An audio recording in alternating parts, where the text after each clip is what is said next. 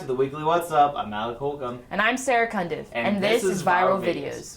Alright, so I'm going to tell our loyal fan base that I'm not going to be a sweet old man when I grow up, and I'm going to be the realest OG guy ever. So that being said, I already know that some older people don't fit into the stereotype of sweet elderly people, and these two 98-year-old sisters certainly prove my point. You see the asshole, how long it takes her to move. Hello? I'm good. Why? Someone coming? Well, sit your ass there. Who came here? Frank wants to sit there because he's connected to that plug over there, you dumbass. Look, you can sit right over there. You didn't have to go clear across the floor. You're so dumb, it isn't funny. Kiss my ass! Kiss your ass. Yeah, you're a pain in the Oh, I'm ass. kicking your ass. I tell you, you are That's what I so... feel like. You are... What? You are so... I feel like kicking it, not kissing it. I'm confused as to what they were so upset about. They were just yelling at each other. I think they were just doing it just to do it. They just wanted to see how loud they could get, I guess. I mean... They're sisters. They argue with each other. I really like this video just because even though that they're older, you know, they're still sisters, so they got to yell at each other and call each other names. And I feel like I have siblings. I can understand that. But it's all in good fun. Like, we love each other. I hope. But... Yeah. Yeah, parents are always like, oh yeah, you'll grow out of your arguing phase or whatever. But I guess not everybody does. Because they were still going. No, not at all. The Running Man Challenge was a craze that took over the internet for weeks, and the giant inflatable T-Rex was everyone's favorite costume this Halloween. Check out these guys that combined both for an awesome prank.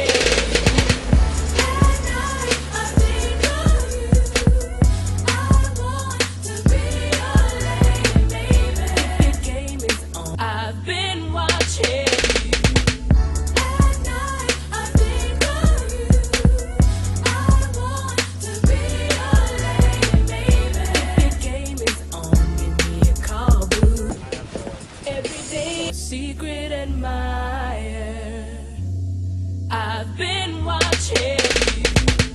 At night I think of you. I want to be your lady, baby. The game is on, give me a call, boo. Run! It's Godzilla! Secret admirer, I've been watching.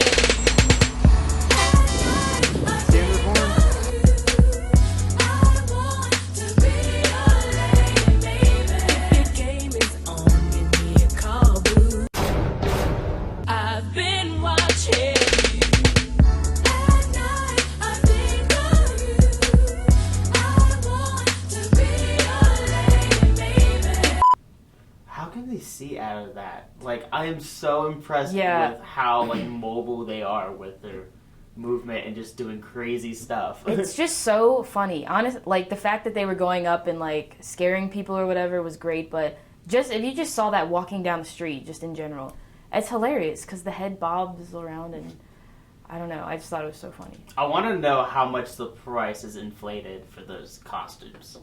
Oh, it's probably insane. At first, they probably didn't even sell that much because people were like, oh, it's an inflatable T-Rex, who cares? But now it's like the funniest. It's become costume. A staple in our generation. It has. Would you consider it that way? I don't know. Yeah, I think when I tell my grandkids about 2016, I'm going to make a point to mention the inflatable T-Rex costume. I think it's safe to say we are all ready for this election to be over. Mm-hmm. However, there are some things that we will miss, like this video of Hillary Clinton and Donald Trump singing Time of My Life.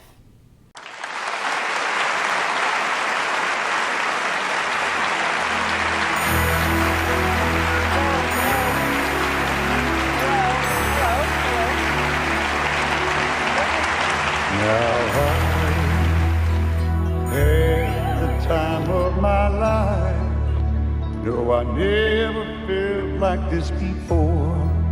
Yes, I swear it's a truth, and I owe it all to you. 'Cause I had the time of my life, and I owe it all to you. I've been waiting for so long, now I finally found someone to stand by me. We saw the writing on the wall as we felt this magical fantasy. Now with passion in our eyes, there's no way we could disguise it secretly. So we take each other's hand, cause we seem to understand the urgency. I think he gets it from you. Just remember.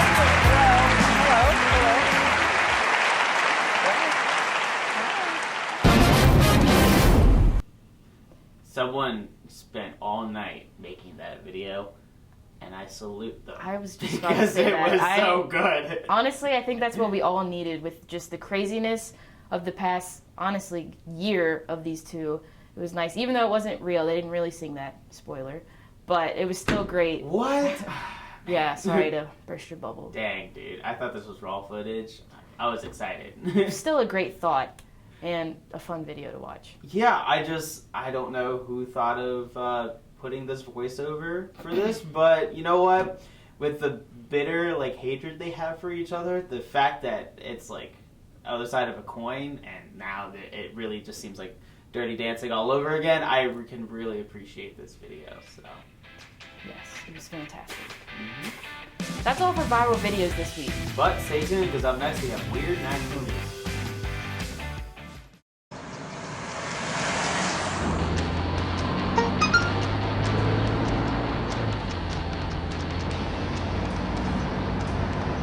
The average text takes your eyes off the road for nearly 5 seconds.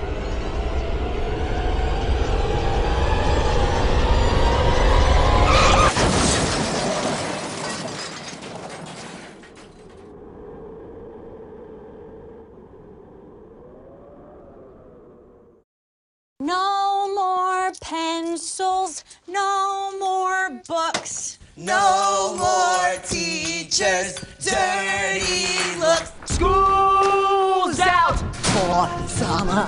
What this place needed was better graduation rates. So we worked with schools like Henry Ford High, and now they're up 18%. To help us do more good this year, go to unitedway.org, because great things happen when we live united. Welcome back to the Weekly What's Up. I'm Mary Desmond. And I'm Christian Rice. And this is Weird National News. According to NBC News, a man wearing a tutu was videotaped breaking into a farmer's market in Tampa, Florida. The man and his accomplice climbed the fence and vandalized the entire market. The owner doesn't know if it was a prank or out of malice, but I have a few questions for this man nonetheless. Number one, why in the world is a tutu your choice of outfit for theft?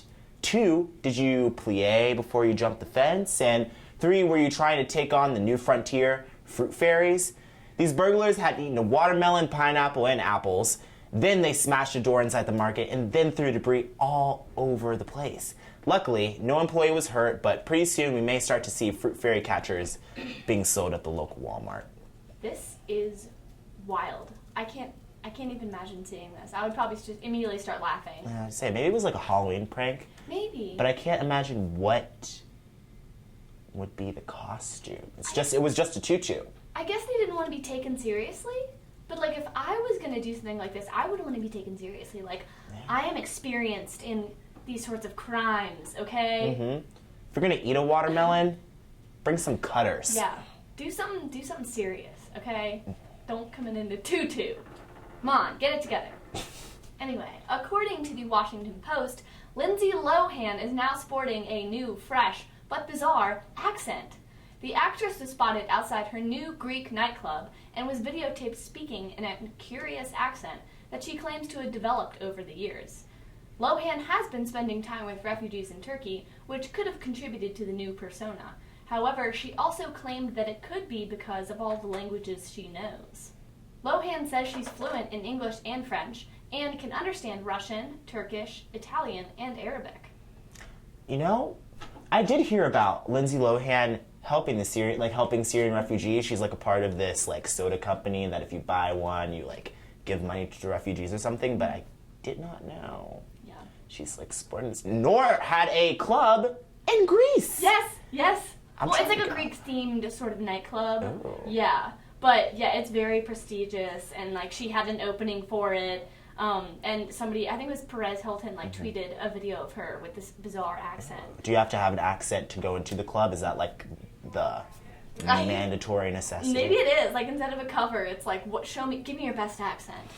Allure me, please. Be interesting. Well, if I must say, my favourite accent must be the Down Unders. Down under.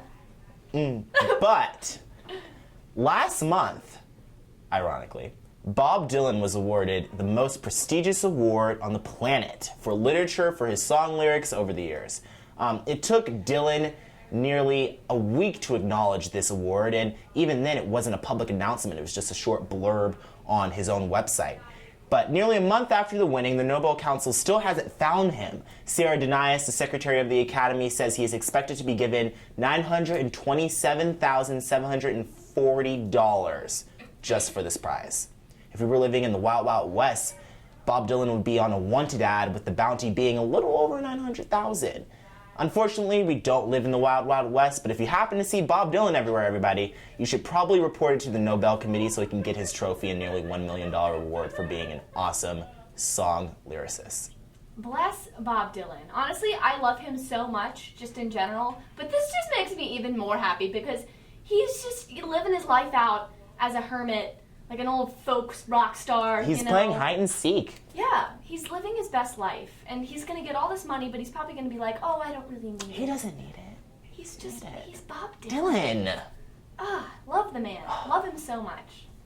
Well, folks, according to the New York Times, the Metropolitan Opera, several Broadway theaters, and the Lincoln Center are all closed for the most well-attended theatrical event of this year, the election. There's no doubt that this election has been an absolutely wild ride. We can all agree on that. Times are changing, and it is safe to say that the stakes in this election have never been higher. It seems bonkers that venues are normally so well attended and rarely ever shut down to be closed due to normal elections, but this one obviously is in extreme attentiveness. Most people are, probably going to be watching this. Ratings are supposed to be extremely high tomorrow night. But it's mostly funny to me that the various theaters and venues would close down, because this is probably the most important time for people to escape the real world through entertainment, However, many of the producers have said that people would be just too distracted, which is very true. I would be, honestly. Some venues, though, are actually continuing to hold performances. One venue, Le Poisson Rouge, will even be engaging the audience in the election, featuring a theatrical concerto which features a devil character who has outrageous outbursts. I wonder which candidate that would be. Another performance will be even more immersive and feature the live stats of the Electoral College on a screen behind a contemporary orchestra playing. This has got to be, I think, the most exciting presidential election in history. I mean, people say that about every election that comes on, but I think this is really a staple, not just in national history, but in international history. I feel like I have to vote between the most hated people in America. Yeah, it's quite literally, everyone's saying this, but the lesser of two evils. It is, but it isn't. It's hard, but it isn't that hard. Yeah. And it's been very exciting, like you said. Just a whirl of emotions. I really don't know what to think about it, but here we are. Here we are. Here we are. One day away. One day away. Goodness. Well, folks, that does sum up this week's episode of Weird National News, but when we come back, we will have Rachel Anderson and Rachel Schneider with Girls vs. Food. So stay tuned. Do year, Fox Ridge Apartment Homes has been voted Best of Blacksburg by the Virginia Tech Collegiate Times. Fox Ridge offers convenience and quality at an affordable price. Choose from a wide range of floor plans and enjoy ample parking for you and your friends. Fox Ridge is just minutes from Virginia Tech with 8 Blacksburg transit stops and a direct walking trail to campus. With pools, recreational courts, and a fitness center, it's no wonder Fox Ridge is #1. Guaranteed student leases available now. Visit foxridgeliving.com.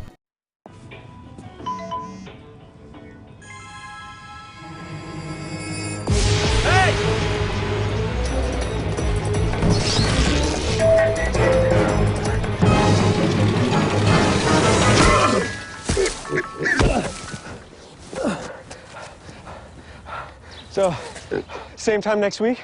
Well, of course. Put away a few bucks, feel like $1 million. For free tips to help you save, go to Feed the Pig.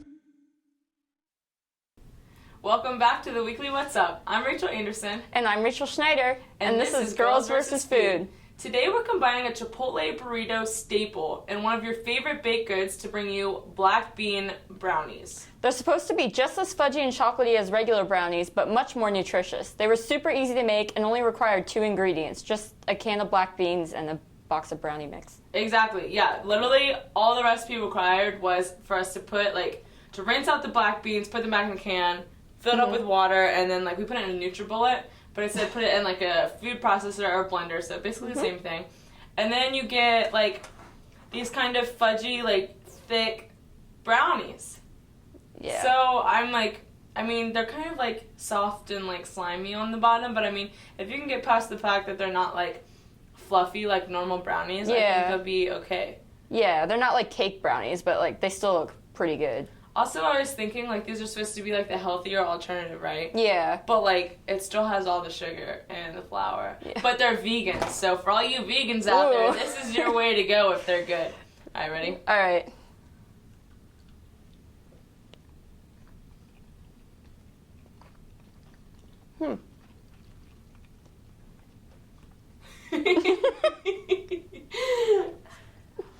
You know what? I would say that they're not bad. I can't taste the black beans at all. Mm-mm. They have an interesting consistency, but they have all the taste of a regular brownie. Mm-hmm. Probably, sweeter than a regular brownie, but other than that, they're not bad. If you want yourself a vegan brownie and some chocolate and to call it healthy, here you go. A can of black beans. And some brownie mix. There you go. Don't do baked beans. That'd probably be way grosser. I'm just going to end it there. That's all we have for this week's episode of Girls vs. Food. But when we come back, we'll have another crazy concoction for you to try.